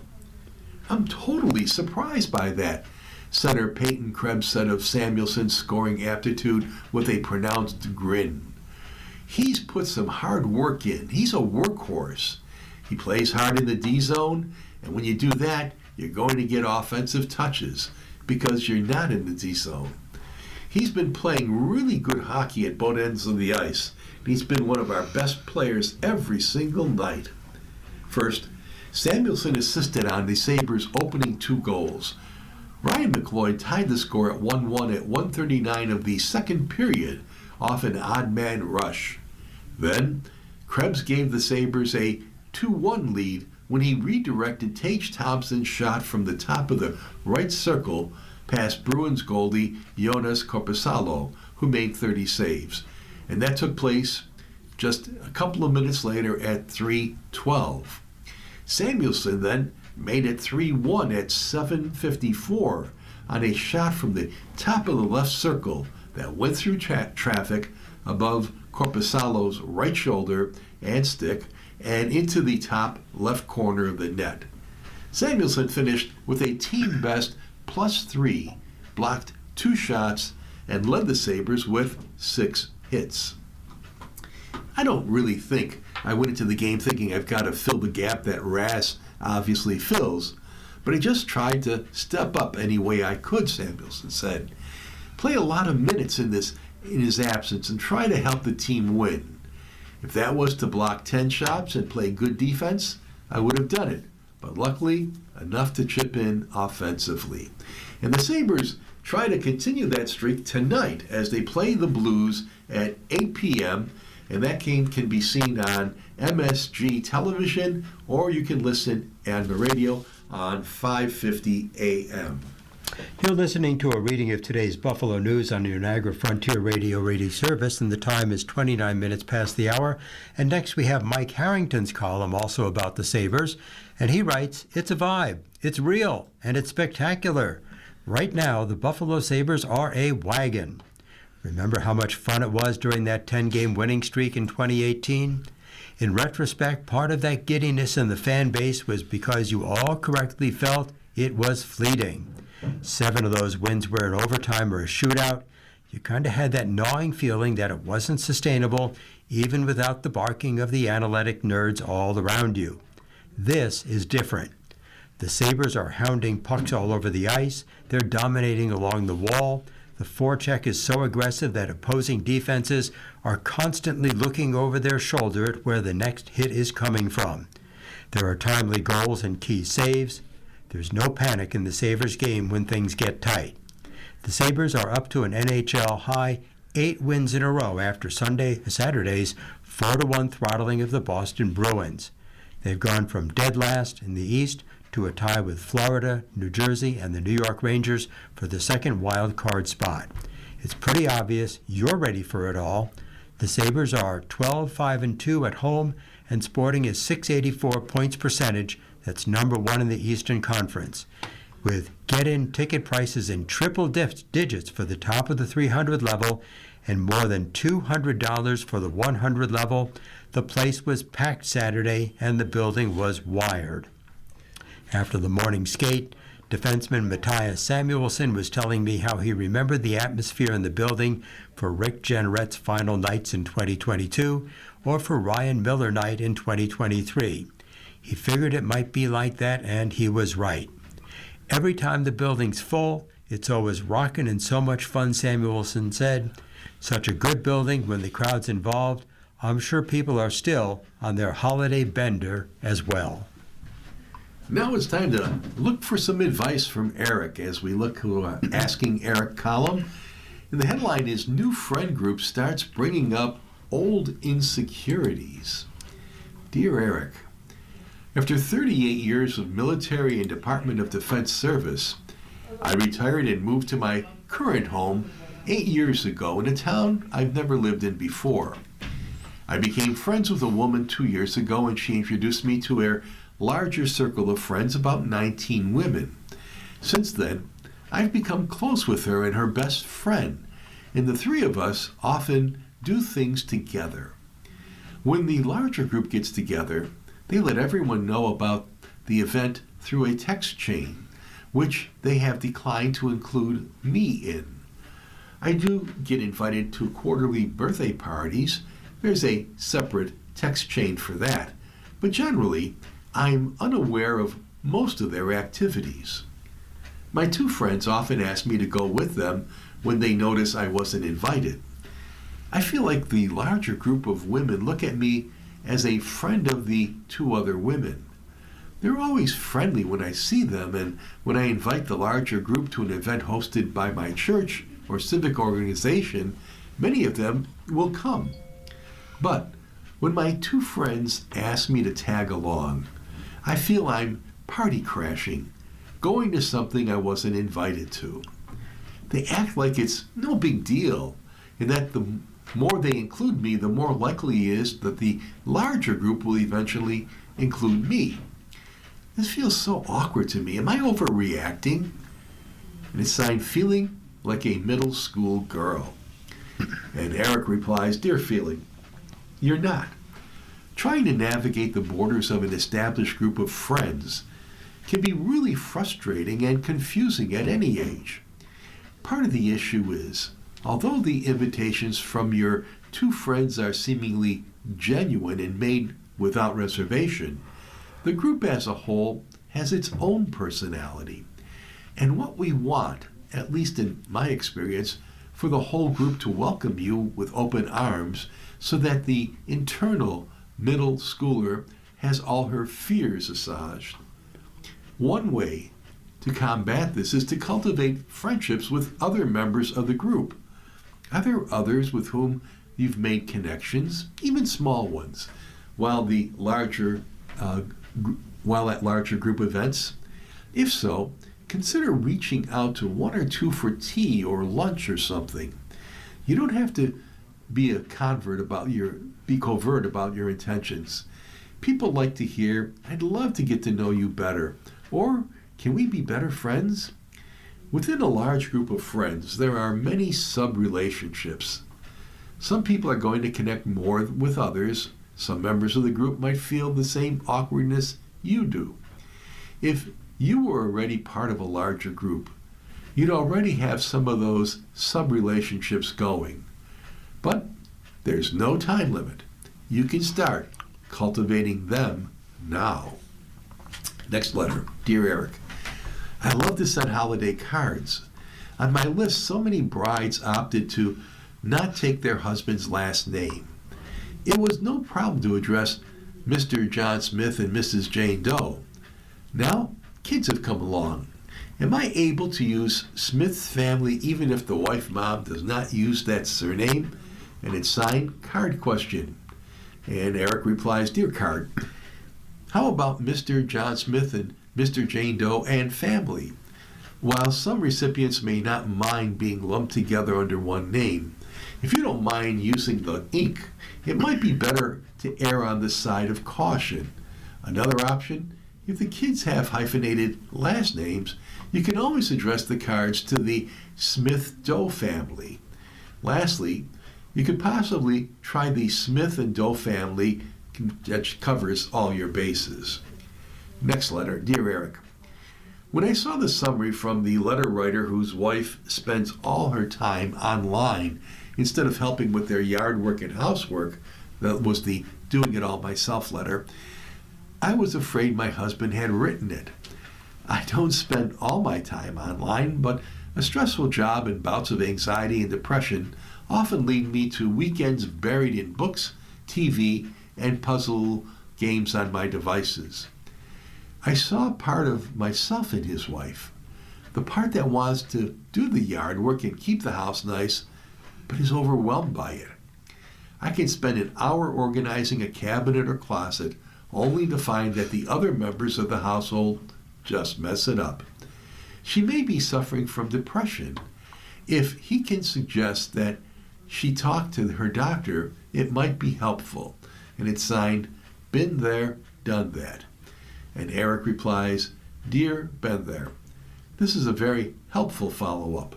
The husband would be wise to talk to his wife about what else is going on. While an unequal division of labor can put a strain on a marriage, the problem may need a more comprehensive solution than just simply a chore chart. Well, here's kind of a fun article. It's entitled Bright Spots and says, even the most dedicated doom scrollers smile once in a while.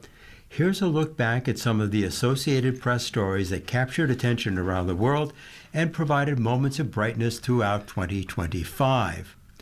In the animals behaving badly category, a humpback whale that briefly swallowed a kayaker off the Chilean Patagonia in February.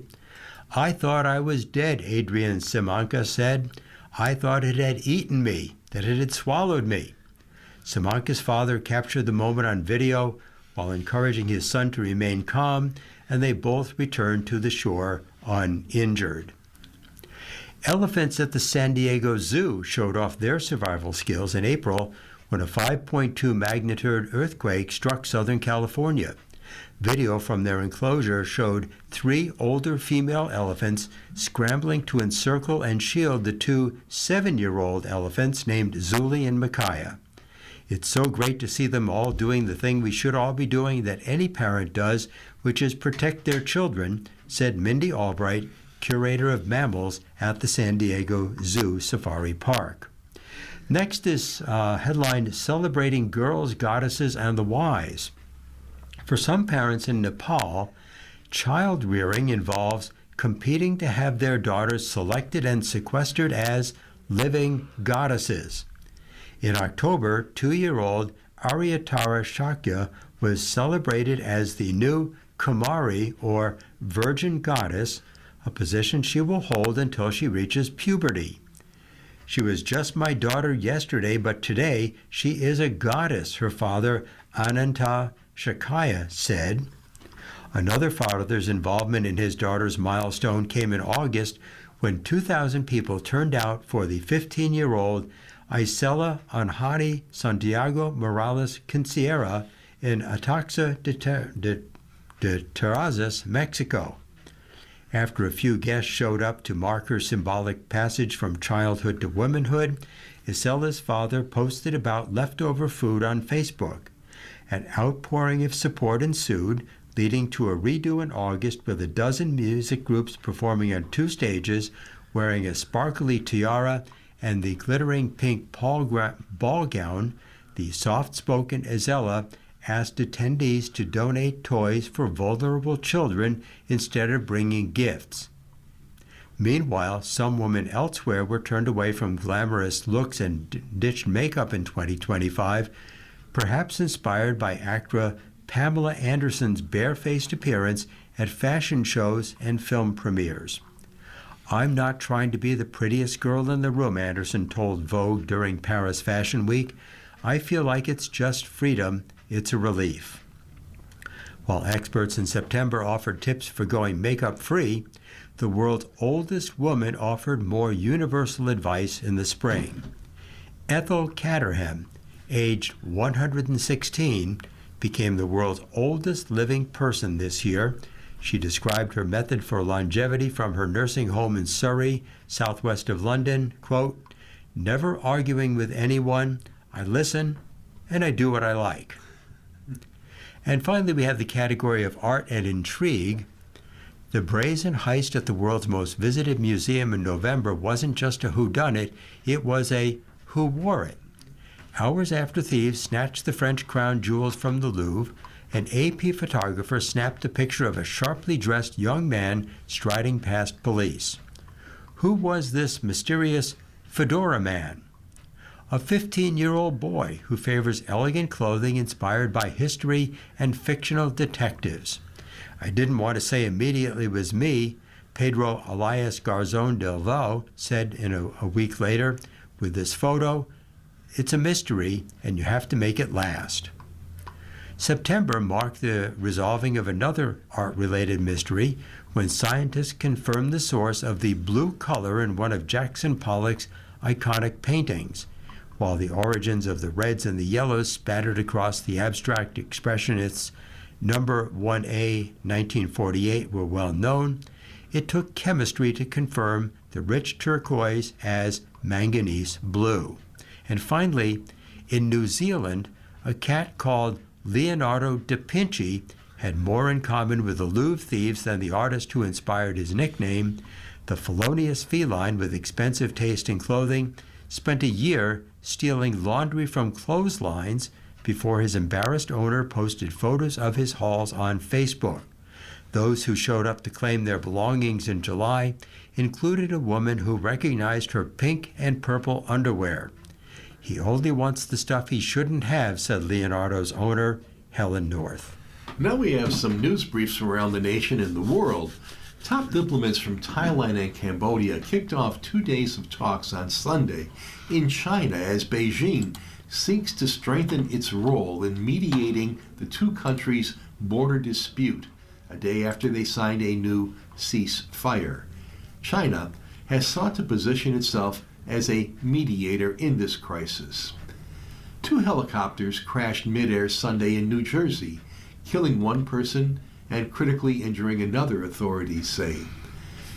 Hamilton Police Chief Kevin Friel said rescuers responded to the report of an aviation crash around 11:25 a.m. Video from the scene shows a helicopter spinning rapidly to the ground. Police and fire crews subsequently extinguished the flames that engulfed one of the helicopters. Russia sent 3 Iranian communication satellites into orbit on Sunday, the second such launch since July, Iranian television reported. The report said that the Russian rocket sent the satellites into circle the Earth on a 310-mile orbit. From Serbia, university students protesting Sunday around Serbia collected signatures for their request for an early parliamentary election that they hope would oust the autocratic government of President Alexander Vučić. More than a year of street protests started in November of 2024 after a train station disaster killed 16 people. Well, in today's issue, the Buffalo News has published an article, a look back at key Western New York figures who we lost in 2025. Trailblazers and changemakers left their marks on the region. And they've compiled a list of people from Western New York, some famous, some just interesting characters, who passed away during the past year, and we're going to share those with you now.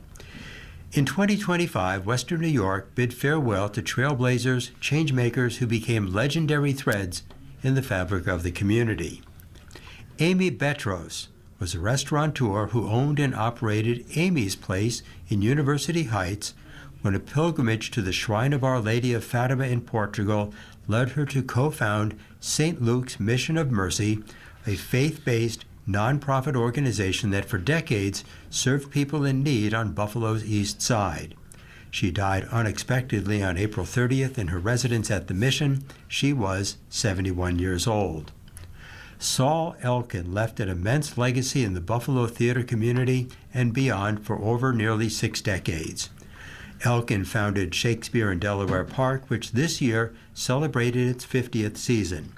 He began teaching theater at the University at Buffalo in 1969, and he took part in hundreds of productions on stage and in film. In 1995, he was inducted into the Western New York Theater Hall of Fame, and in 2022, the Delaware Park stage was renamed the Saul Elkin Stage. He died on July 14th, and he was 93 years old.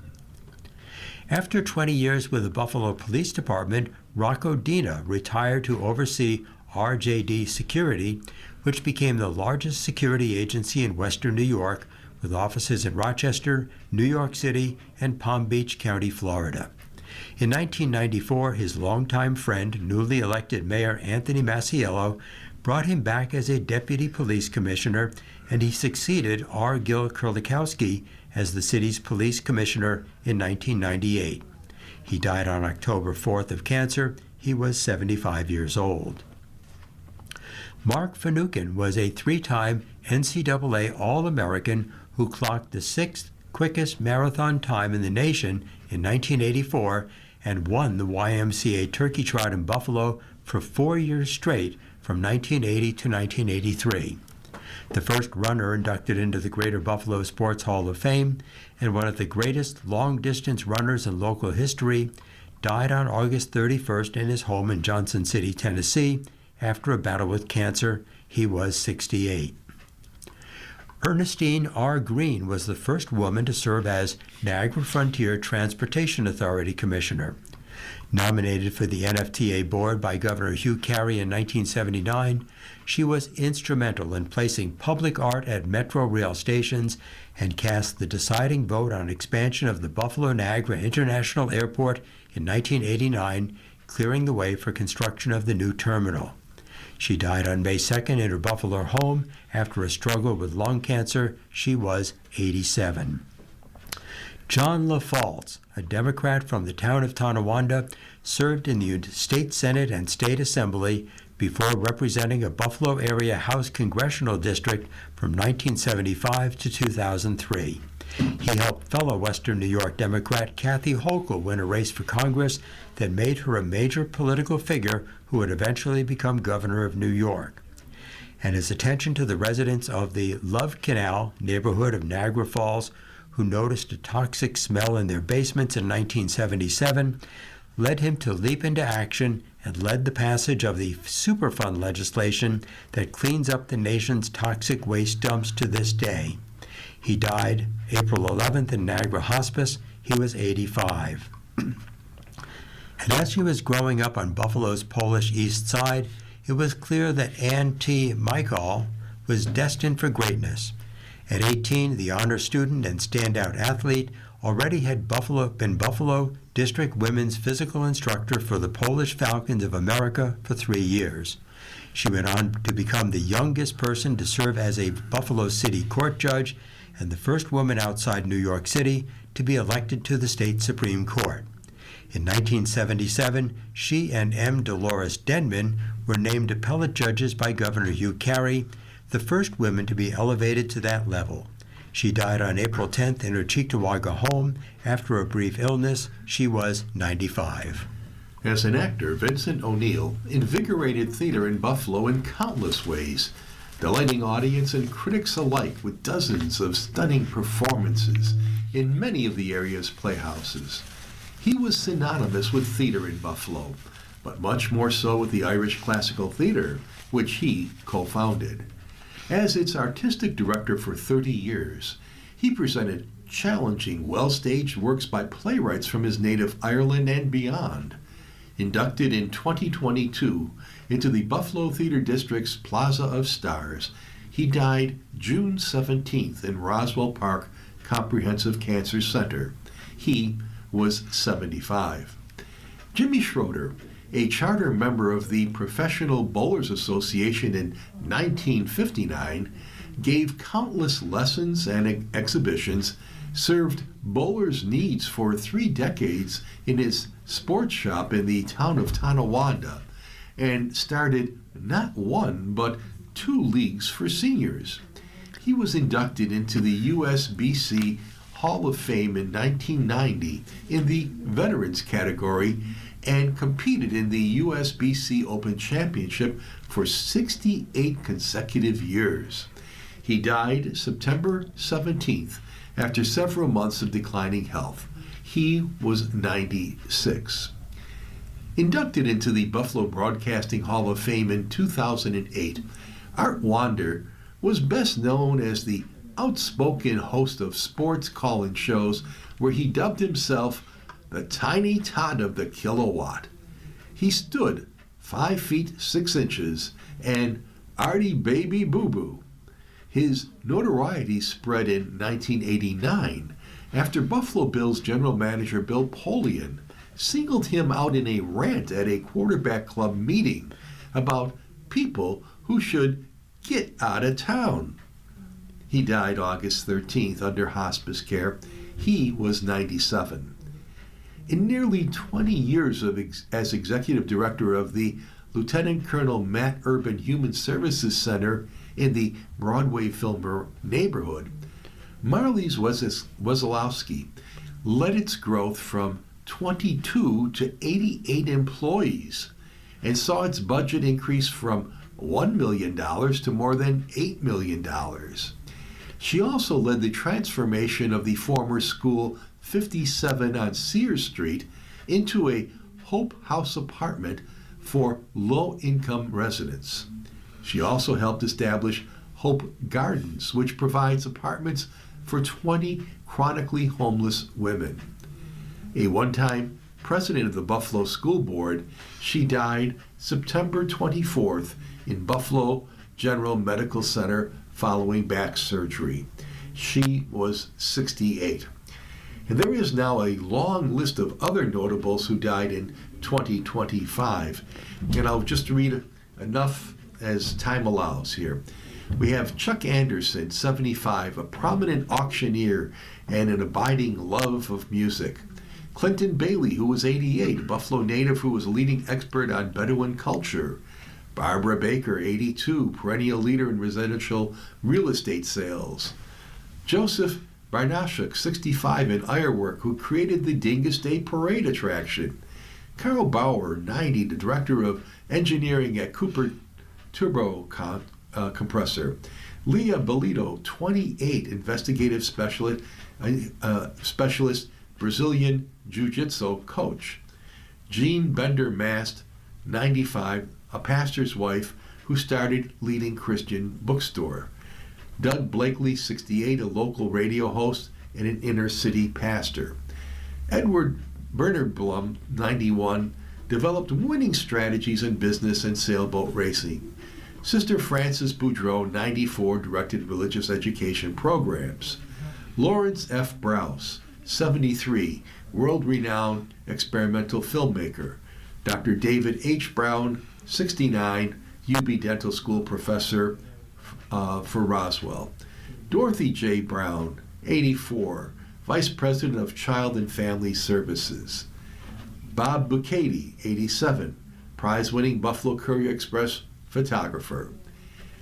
Keith Burrich, 77, created American Indian Center at Canisius University. John Bicena Sr., 97, longtime referee, detective who guarded dignitaries. Frank Calzi, 93, founded Winning Strategies as a runner, school leader, and Pete Columbio, 86, a bowler and pro shop owner who was inducted into 3 halls of fame. Well, you've been listening to a reading of articles and features from the Buffalo News for Monday, December 29th. We read from the Buffalo News live on weekday and Sunday mornings at 9 a.m. and rebroadcast at 4 p.m. For more information, call 716-821-5555. Your readers today have been Ted by Jackie. And I'm Ed Howard, and we look forward to speaking with you again next year. Happy New Year. If you're listening to this publication online, you're probably using our website, a podcast player like Spotify or iTunes, a streaming service like Siro, or a smart speaker. Did you know that we now have a dedicated app that can be downloaded to any mobile device, like a smartphone or tablet, for free? App users can conveniently access our live stream and any episode of our podcast easier than ever. To download the app, just type NFRRS in the search window in the Apple App Store or in the Google Play Store. Contact us anytime if you have any questions by calling 716-821-5555, extension 5. Thank you. If you or people you know shop at any of the Dash's supermarkets, please save Dash's register tapes for radio reading. Our agency receives $2 for every $100 in Dash's register tapes. Radio Reading has raised thousands of dollars so far.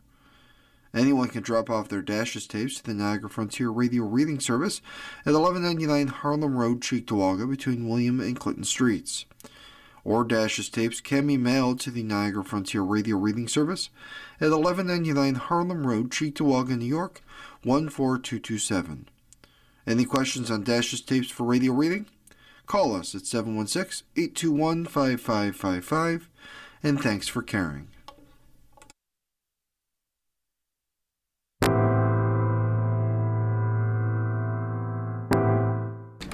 Coming up next in the Niagara Frontier Radio Reading Service with the New York Times Magazine. Following that at noon, we will air today's USA Today.